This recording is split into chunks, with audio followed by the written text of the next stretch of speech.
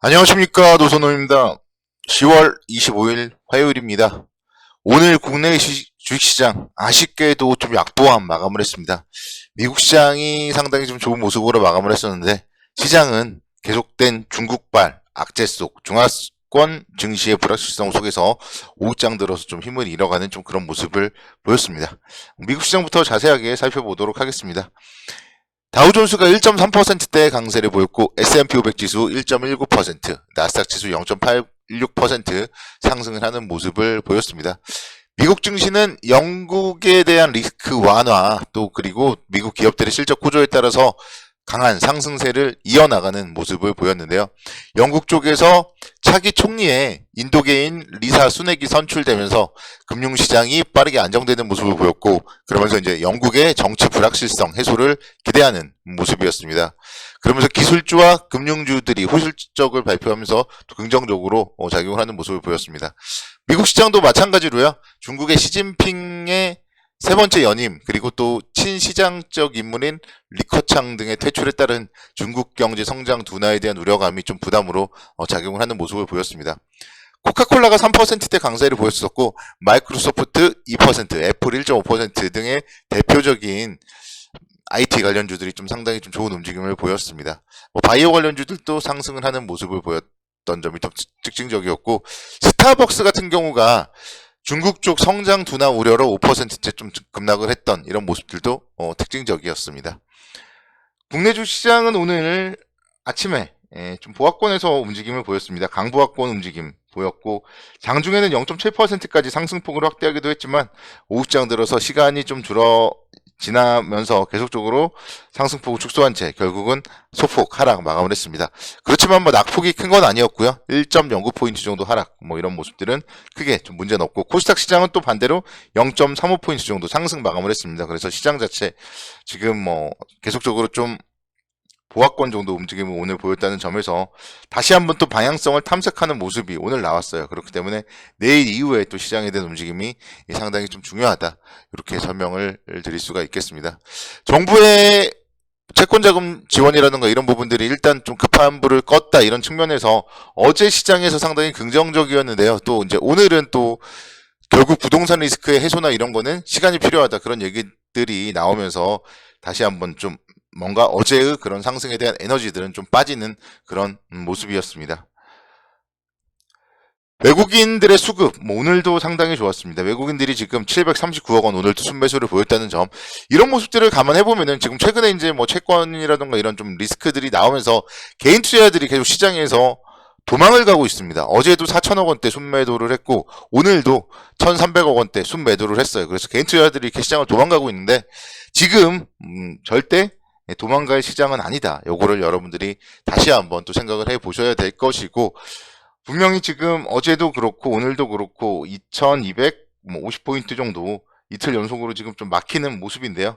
만약에 그 부분에 돌파 안착만 이루어진다면은 충분히 2300포인트대까지는 좀 충분히 상승을 할 수가 있겠다, 그런 생각 속에서 조정을 오히려 좀 긍정적으로 매수의 기회로서 활용을 해야 될 것입니다. 지금 보면 이제 이평선들이 서서히 모아져 가고 있고요. 21선이 2210포인트 정도 있어요. 그래서 2200포인트, 2210포인트 정도에서는 좀 지지 가능성이 좀 높지 않을까, 그렇게 생각이 들고, 환율이 뭔가 장중에 살짝 우려스럽기도 했었습니다. 1444원대까지 상승을 하는 모습을 보이기도 했는데 오늘 종가 기준으로는 또 1433원까지 이렇게 하락을 하는 이런 모습을 감안을 해보더라도 역시 원달러 환율이라던가 이런 모습들 지금 최악의 모습은 좀 지나고 있지 않나, 그렇기 때문에 시장에 대해서는 충분히 좀 긍정적 관점으로 접근이 좀 가능하겠다, 이렇게 말씀을 드릴 수가 있겠습니다. 위완화도 지금 좀 상당히 좀 체크를 해봐야 될 것 같아요.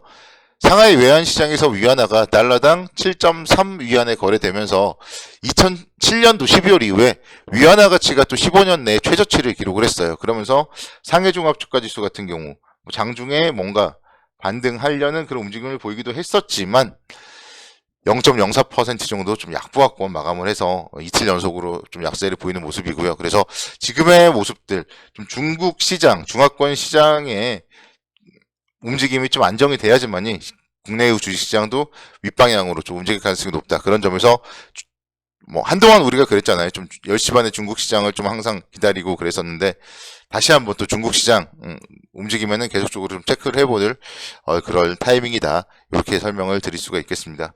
시장은 계속적으로 지금 보면은요. 반도체 관련주들이 상당히 좋습니다. 오늘도 삼성전자는 200원 상승을 하면서 57,700원대 기록을 했어요. 필라델피아 반도체 지수가 지금 6거래일째 연속 상승을 하고 있고 이런 모습들이 반도체 관련주들의 상당히 좀 긍정적인 모습으로 작용을 했습니다.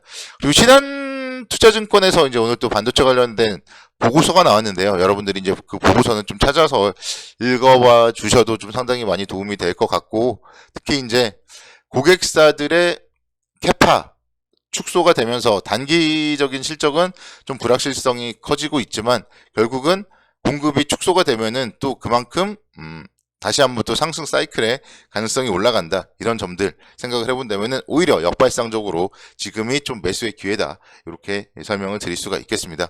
오늘 윤석열 대통령이 시정연설을 했죠. 국회에서. 메모리 반도체의 추격차 유지 그리고 시스템 반도체의 경쟁력 확보 등을 위해서 전문 인력들도 양성을 하고 또 연구 개발, 인프라 구축 등을 해야 되기 때문에 1조 원 이상 집중 투자를 하겠다 밝혔습니다. 그래서 정부의 내년도 정책 부분에서 이런 좀 반도체 관련된 성장 전략이 있다. 이렇게 판단을 한다면은 충분히 우리는 반도체 관련주 최근에 제가 계속적으로 긍정적으로 말씀을 드리죠. 반도체 관련주에 대해서는 역시 충분히 추가적으로도 긍정적 관점으로 접근 가능하겠다. 이렇게 다시 한번 또 설명을 드리도록 하겠고 SK 하이닉스가요. 업계 최초로 DDR5 6400MB 속도의 32GB 제품을 개발을 했어요. 그래서 이제 가장 먼저 고객사들에게 샘플을 제공했다고 밝혔기 때문에 이런 좀 반도체 관련한 성장성 측면에서 SK 하이닉스의 이런 또 신제품 개발 이런 부분들이 어떻게 작용을 할지 주목을 해봐야 되겠습니다. 오늘 그래서 SK 하이닉스가 1.85%대 좀 상승을 했었고 그러니까 어제도 말씀을 드렸듯이 지금 9만원대 초반에서 뭔가 좀 다시 한번 윗방향으로 가려고 좀 방향을 잡고 있고 최근에 외국인들의 수급도 상당히 좋다 이런 점들 다시 한번 또 강조를 드릴 수가 있겠습니다. 최근에 좀 좋지 못한 그런 쪽으로는요. 포스코홀딩스라던가 이쪽이 좀 상당히 좋지 못해요. 그래서 포스코홀딩스 같은 경우도 지금 너무나도 힘든 모습을 보여주고 있는 것 같아요. 연속적으로 지금 하락을 하고 있어요. 4거래 연속으로 지금 하락을 하고 있는데 그래도 이제 또 지금 자리가 또 21선 자리가 아닌가 그런 생각을 해봅니다. 10월 달에 9월 30일 날 저점으로 해서 상당히 좀 반등을 크게 했었어요. 그런 가운데서 이제 4거래 연속 하락을 했었기 때문에 제가 예전에 한번 설명을 드린 적이 있는데 5일 하락은 받아라 뭐 그런 얘기들 말씀을 한번 드렸죠. 5일 상승일 때는 일부 차익 실현해라 이런 얘기들. 그래서 내일 이후에는 또 다시 한번 또 좀 뭐 긍정적 관점에서 저가 매수의 기회를 한번 타진해봐야 되지 않을까 뭐 그런 생각을 해봤습니다. 그래서 여러 가지 뭐 고려할 요소들 참 고려하면서 포스코홀딩스 같은 경우도 어쨌든 명확하잖아요. 만약에 21선을 깨면은 21선 위에서 샀다면은 잘라야 되는 거고요. 천천히 분할 매수 관점으로는 뭐 충분히 1차 매수하고 또 조정 보이면 2차 매수하고 이런 식으로도 뭐 가도 좋지 않을까 뭐 그런 생각 해봅니다. LG화학 같은 경우도 오늘 좀 4% 하락을 했고 그러면서 오늘 보면은요 전반적으로 지수가 이렇게 약보하고 보이는 가운데서 이런 좀 굵직굵직한 큰 기업들이 좀 낙폭이 컸던 기업들이 많아요. 그래서 전반적으로 봤을 때 업종별, 종목별 좀 차별화가 이루어지고 있다. 이런 부분들을 좀 생각을 해보셔야 될 것이고 반도체 관련 주제가 계속적으로 좀 말씀을 드리는데 어제도 말씀드렸던 원익 QNC 같은 경우도 오늘은 또 5%대 강세를 보이면서 상당히 좀 좋은 움직임을 보였습니다. 그래서 반도체 관련하여서 계속적으로 반도체 대표주뿐만이 아니라 이런 소부장 관련주 쪽에도 우리가 좀 체크를 해보셔야 될 것이고 KC 같은 기업들도 마찬가지죠. 9월 30일 날 13,900원대 움직임을 기록을 했었고 분명 주가가 너무 많이 빠졌습니다. 그렇지만 서서히 저점을 높여가는 이런 모습들을 감안을 해본다면은 충분히 우리는 이런 기업들 매수할 자리를 잘 찾아서 장기 이평선까지 한 18,000원에서 20,000원 정도까지 긍정적 관점으로 접근이 가능하겠다. 이렇게 말씀을 드릴 수가 있겠습니다. 그래서 여러분들이 지금 시장에서는 정말 가장 중요한 게 2023년도에 좋아질 업종, 좋아질 기업에 대해서 계속적으로 좀 관심을 가져야 되는 시점이에요. 절대 시장을 떠나시면 안 돼요.